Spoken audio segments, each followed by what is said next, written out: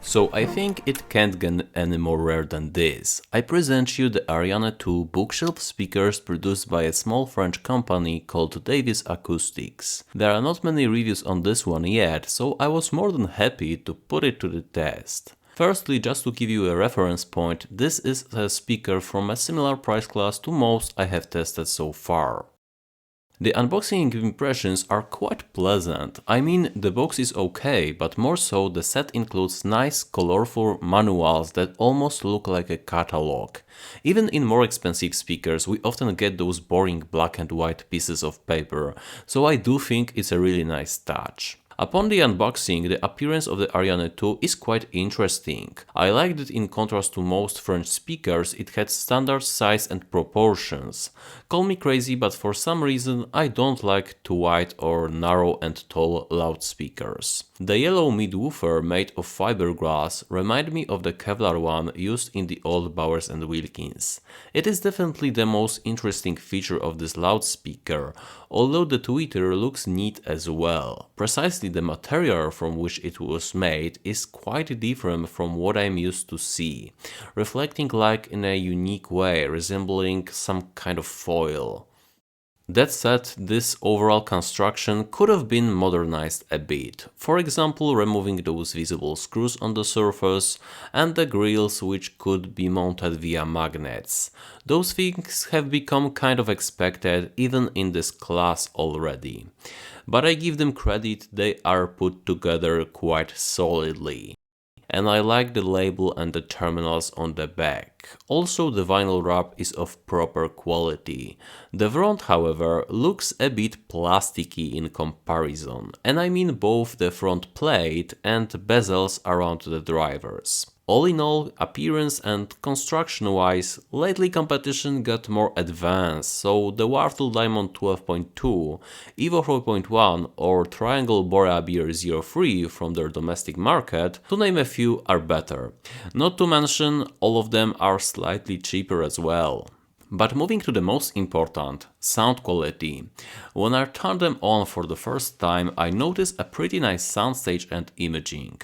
All of the clicks, snares and instruments sounded very selective, with a wide scene.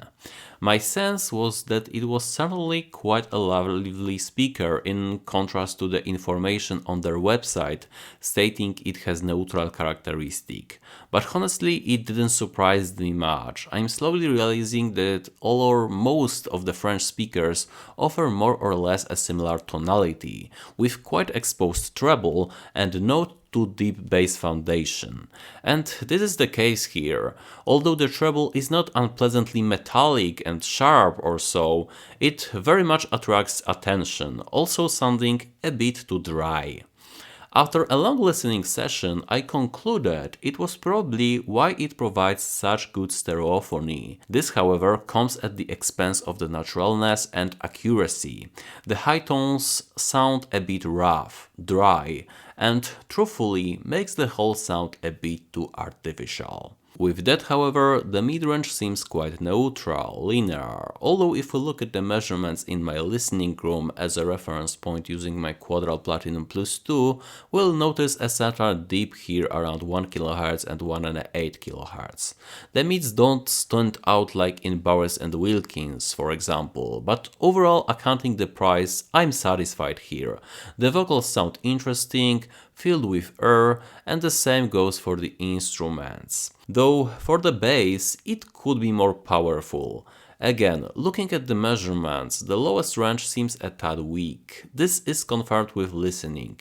The Ariane 2 lacks a certain depth and strong kick in the bass, which more importantly than itself would also counter the dry treble, making the whole thing more balanced. Davis Acoustics Ariane 2 provides good stereophony, a wide soundstage and a pleasant mid-range. Overall, its character is probably closest to the ELAC debut reference B6, though to be honest, that one was a bit more accurate and had a better price to value. In the end, the competition just feels more ahead, not only in the build quality department but also in performance.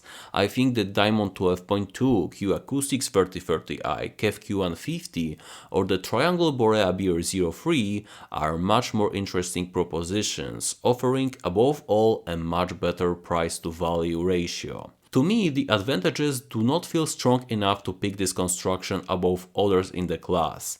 Bowers & Wilkins offer a better mid-range, Triangles provide with a much larger scale and power, the tonality, performance at lower volumes and at closer listening are much better in the KEF Q150.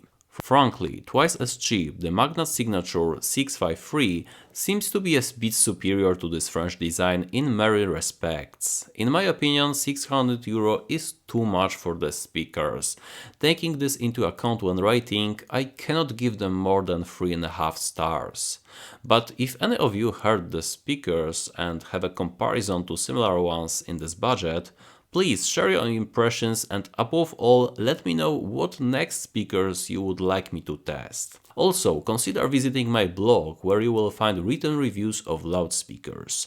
The link will be in the video description. That's all for today. Thank you very much for watching and see you in the next one.